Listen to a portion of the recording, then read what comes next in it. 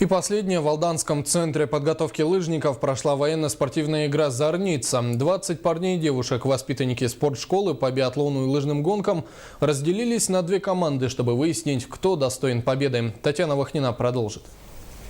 Условия максимально приближены к боевым. На спортплощадке Центра подготовки лыжников города Алдан развернулась военно-спортивная игра «Зорница».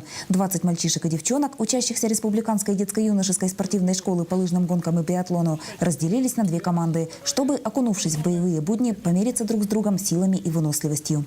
Нашими специалистами разработана полоса препятствий с тактическими упражнениями.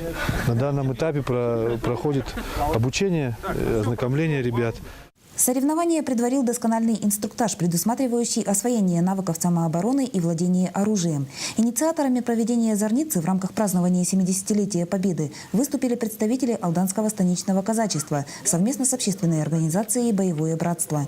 Патриотическое воспитание является ключевым направлением в работе с подрастающим поколением. С другой стороны, для учащихся Республиканской школы по лыжным гонкам и биатлону «Зорница» стала подведением итогов учебного года. Настроение, конечно, великолепное, несмотря на такую погоду. Они ее даже и не замечают.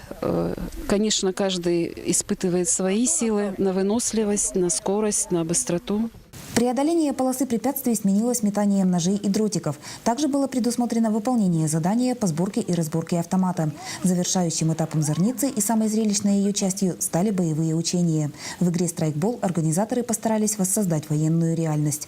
Татьяна Вахнина, Дмитрий Заливин, Сергей Шипачев, НВК «Саха», Алдан.